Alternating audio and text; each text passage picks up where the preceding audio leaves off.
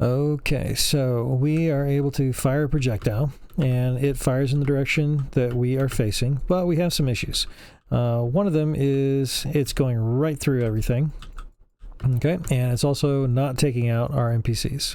Okay, so to take care of this, what we need to do is set up a few little rules for this thing to operate under. First thing is we need to check our collision on here. Now, I can tell you right away, our collision isn't bad. If I go back into our projectile, that's where we're going to be, and I set up the projectile with our variant side scroller because that's the only character that's really using it. So if I go into BP, player projectile, we're going to take a look at the viewport here real quick. We do have a overlap collider and we have a blocking collider, so it should be able to know that we've hit something and it needs to stop. Now, our projectile is actually traveling kind of quickly, so this is going to probably come back to the issue that we saw previously, or that I brought up previously, where we're going to need to turn a special feature on. So let me go ahead and take care of that. And let's do collision. We're taking a look at that again. So UCCD is the one I was talking about. We probably want to do that on both because we want the, when I say both, I mean the blocking sphere collider and the sphere collision, the blocking sphere mesh, I guess I could say as well. So we want to make sure you have UCCD on. What this is going to do is constantly look for any kind of collision so that we can make sure it's not being missed. So let's go ahead and take a look and see what this looks like. Okay. Okay, it is going through the floor. Whoops, pressed the wrong one there. Okay, main ones that we can check it with is this one right here. Okay, so it is passing through, and we could set it up so it bounces and everything, but I think the one way I really want to know how it's going is if it just destroys itself. So what I want to do is go back into my projectile under the event graph. I'm going to set up on hit component. You can also do begin overlap if you wanted to, but this one seems to perform a little bit better with the projectiles a lot of times.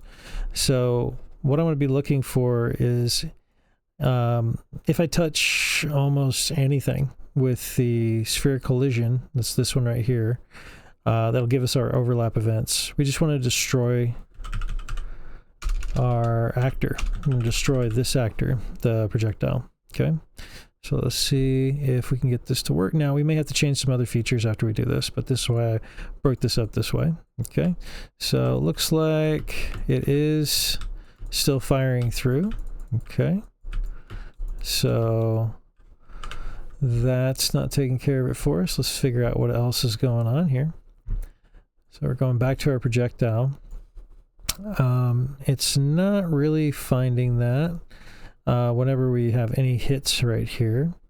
So we're going to take a look at something else. Let's flip back over here. Okay, so if we return to the projectile real quick, I think one of the issues we're having here is that, you know, we are having it fly through this, but I found a workaround for this that seems to work pretty well. So main thing is, as far as the hierarchy that we want to have for our collider and our mesh body, the sphere that's just kind of a visual for us, we probably want to just change that over to no collision. So undo collision for that one. And then also we're going to put that in a hierarchy with the sphere collider.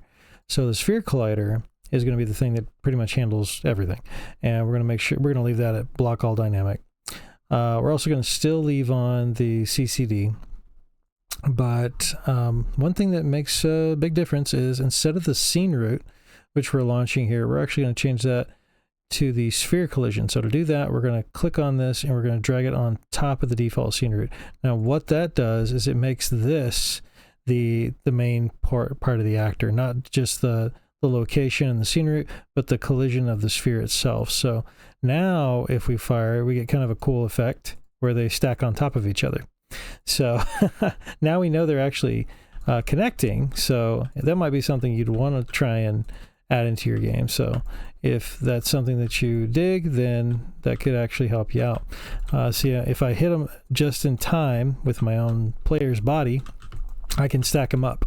so I can make my own staircases and things. So anyway, might be something kind of fun to play with, but I really just want it to go away once we have it launched. So what I want to do is go back in here into our projectile, go to the event graph, and what we're going to do is set this up so it will destroy itself whenever it touches anything else. Okay, so since our sphere collider is the thing that's doing all the work, we're going to do on component hit. Okay, and that's going to be with the sphere collider right there. And we're just going to destroy the actor. Okay, so we should be far enough away from our actor, from our blueprint ourselves. Okay, looks like we're not seeing it pass through to the other side. It's also not collecting on here anymore. So it should be getting destroyed the moment it shows up. Now, I am noticing as I move, I'm not able to fire. So it could be that we are destroying it as we're shooting it out. So a couple different ways we could fix this is we could put the spawn point a little bit higher up, or we could make our spawn projectile a little faster. Either way you want to handle that should be fine. All right, so let's take a look at how we can make our NPCs go away.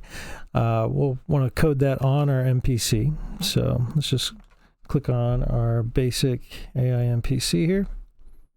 Okay, and this is some stuff we'll be working on a little bit later, but for what we need to do, we just need to have our capsule component get struck by the projectile. So we're going to highlight our capsule component. We're going to do on component hit. Okay, and on this one, we want to find out, like, was it a projectile though? So this is only going to happen once to these characters, so putting a little cast in there won't be a big deal, especially since they're about to be removed from the game. So we're going to cast to projectile. Let's see, we have BP player projectile. Okay, player projectile, that's the one we're using. And the other actor, we're going to hook that up to here, and if it's true, then we're going to destroy our actor. Now at this point, you could have the character ragdoll to the ground, you could have them, you know, get flung at the screen, you know, anything you want, but at this point we're just going to have it destroy the actor. So let's see how we do here. Okay, we're going to fire it out, and okay, let's see, I'm not moving. All right,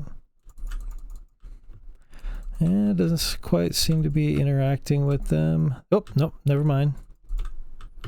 It's just not lining up because they have such a wide space to walk on for this area. So I think what I'll probably need to do is shrink this up a little bit. Okay, so I'm going to look for my nav mesh. I'm going to try and keep them in the same area. Okay, there's my nav mesh. So I need to drop down and make this a little bit smaller. Let's go ahead and go to my scale right here. We're going to bring this together. I think that should hold on to most of them. Let's see here. Do we have any others that would land on that area?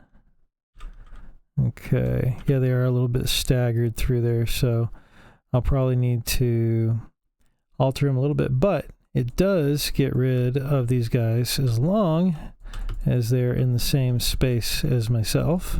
There we go. Here we go. So we just got to work on the nav mesh a little bit, make it a little bit tighter, so we're all in the same space, and I'll probably give you some more pointers on that a little bit later. But for now, we have a projectile that fires from our player in the direction we're facing, and it destroys itself on any component, including another NPC that will go away if we manage to connect with it. So we'll work on that a little bit more later.